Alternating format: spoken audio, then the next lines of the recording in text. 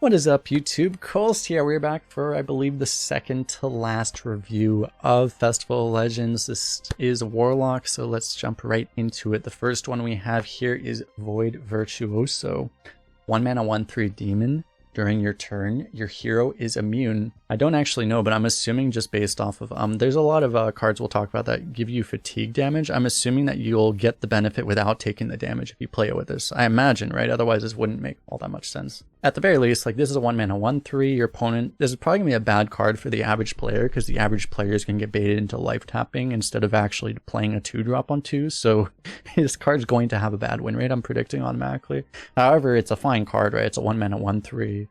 It might give you some synergy, so yeah, it's solid, right? You like having 1-drops in Warlock because, again, you can life tap, so. But at the end of the day, it's a 1-drop, so you probably wouldn't expect too much out of it. But it has some synergy with some of these cards again. Like this one here, which is Baritone Imp.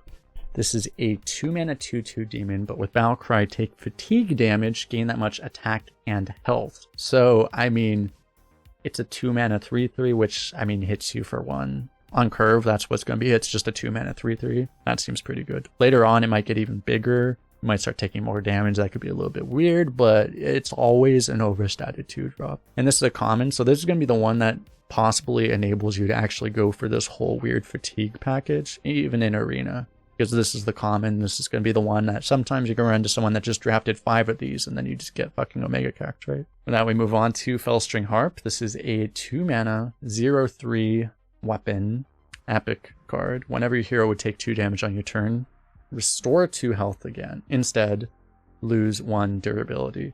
I mean, if you had a whole bunch of this fatigue package stuff, it's pretty nice. I guess it also turns your life tap into healing instead of taunt, right? Or instead of taking damage, which is helpful, right? I mean, if you really want healing, you could take this, but realistically, it's, you know, usually not going to be super worth it, so. You want cards that actually, you know, do something. Next up we have here is Crescendo. This is a 3 mana fel spell. Take fatigue damage, deal that much damage to all enemies. So it only deals to enemies. That's pretty big. If you, for example, just happen to play Baritone Imp on 2, you're going to be fatiguing for 2, and then this is a consecration at that point, right? If you do not have any other fatigue synergy, it's an Arcane Explosion that goes face. At that point, it's really not worth it because you're paying 3 mana for it. But yeah, this is going to be the one. You probably don't just want to take this unless you already have particularly this, a bunch of these guys already. If you do, yeah, but a lot of times, you know, you're probably not going to get baited by this card as much because it's just not going to be as reliable. Next up, we have Demonic Dynamics.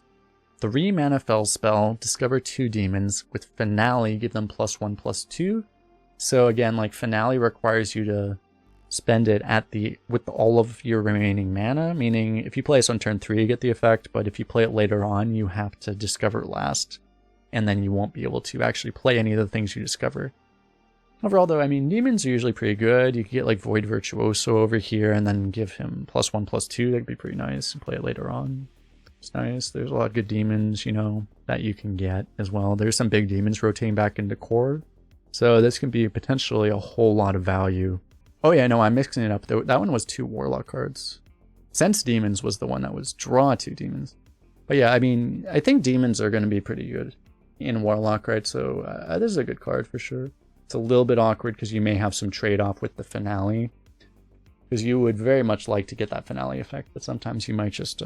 But you'll probably do this. That most of the demons aren't like things you're gonna like urgently want anyway. So you'll probably play this when you have the ability to finale it, if you can at all. But yeah, overall, I think yeah, demons there's a lot of good big demons, so it's gonna be a lot of value most of the time. So it should be usually pretty good. Next up, we have Crazed Conductor. This is a 5 mana 4/5 epic card with, again, this fatigue package. Battlecry, take fatigue damage, summon that many 3/3 imps.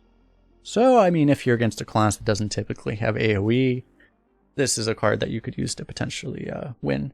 In its worst case, I mean, if you have no other synergy, again, this is also just a fine card, right? Because it's a 5 mana 4/5 plus a 3/3. That's literally better than Ogre. This is going to be the thing that makes the fatigue package good in Arena, is that a couple of these cards, the 2-drop and this one particularly, are just already really good, even with no synergy, right? So you can totally just take them. This one especially, yeah, you can totally just take this as well. You know, it has that potential to just be completely game-winning later on, so very, very good card. Next up, we have Opera Soloist. This is one of those cards that requires you to control no other minions. 5 mana, 4/6 demon. One of those cards you might be able to discover off of Dynamics, which would be great because you fall off board because you don't do anything. And then Battlecry, if you control no other minions, it deals 3 damage to all enemy minions. So it is a very strong effect, right? It's pretty much, it's not quite the stats, but it's like a one-sided Abyssal Enforcer, right? That doesn't hit you in the face, doesn't hit your opponent either, but very, very good defensive card. Just not going to necessarily be amazing if you are the aggressor, obviously, because it requires you not have any other minions. But in a more defensive Warlock, which I think will be a lot more of a thing because of some of the big demons coming back to core and stuff, this is going to be, you know, a very good card for just these kind of slower Warlock decks that you'll probably be seeing a lot more of do well here. So yeah, Control Warlock is going to suddenly be a much better thing, partially due to that card, which is common, so you'll see it a lot. Moving on, next we have Rin, Orchestrator of Doom. 5 mana, 3/6 taunt. I guess that's the soul of the card. Death Rattle. Both players draw 2 cards, discard 2 cards, and destroy the top 2 cards of their deck. Trying to get closer to fatigue, I guess. And maybe there's things you can do with this in Construct. I'm sure Mark McKazy will find ways to OTK with this somehow. But just why? It's a 2-sided effect, which, I mean, is it even good? I don't know. You draw 2 cards and then you discard them, right? So it's like, why? You'll never take this, right? Let's I think we move on. Next up, we have Dirge of Despair. 6 mana shadow spell. Deal 3 damage to a character. If that kills it, summon a demon from your deck. The problem with this is that a lot of the time you do have small demons in your deck, which make this just not very good, right? It's like a controlled Bane of Doom. So obviously, yeah, ideally you have just big demons, and then you pull out said big demon, right? That's cool and all. You get to, it does go face, so you can get the epic lethals with this potentially, or at least you could if you ever actually drafted this, because you probably never actually draft this, but. If you have a handful of big demons, even if you have small demons, maybe it's worth doing this. The thing is, I don't know, like, I just feel like this isn't good enough that you would really want to warp your whole deck around this. You just would rather not take it. But if you do have the big demons, maybe you just say, okay, sometimes it'll be good. Right? Sometimes I might have 6 mana where I can just take a coin flip or whatever, but usually not going to be a great arena card, I don't believe. Oh, will be a good arena card. Let's talk about the last one here, which is Symphony of Sins. Very interesting card. Discover and play a movement. Shuffle the other 6 into your deck. What are the movements? So there are these 6 distinct cards that are all 3 mana. This is the worst one for arena, but like, remove the top 6 cards from your opponent's deck. That's one of them. Draw your highest cost minion. Reduce its cost by 6. Deal 6 damage to all characters. Oh, you guys can't really see this. Let me disappear. So that's this one. Deal 6 to all characters. So that hits you and your opponent. Deal 6 damage to the enemy hero. Lifesteal.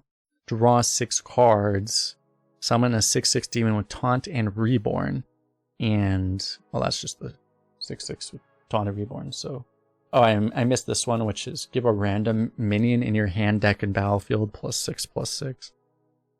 So what I imagine you would want to do with this, you know, you'll see what you get offered, obviously. If AoE is good, you can do that. But a lot of times you might just be pretty happy to take like a 6/6 Taunt Reborn, right? That's pretty good. That's like Ogre, right?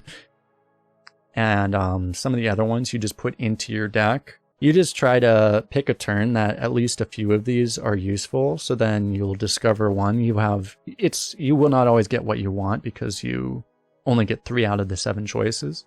But you'll do it on a turn that you can afford, like, maybe this will be good. Maybe this will be good. This will always be good, basically. And then once you do this, you have all these cards in your deck that eventually you'll just draw, and then they'll just do really nice things, right? Probably not.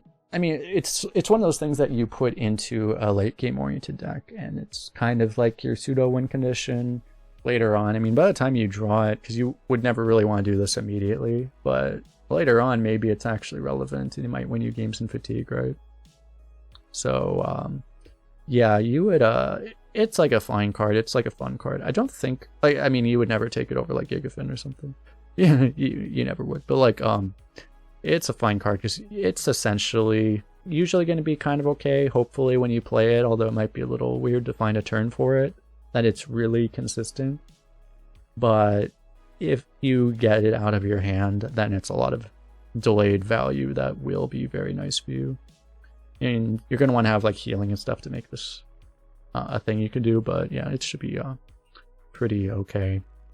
It's just one of those things, you have to be a late game oriented deck to really try to make it work, but you could make it work, because again, as we mentioned, there's going to be some of these kind of late game oriented Warlocks.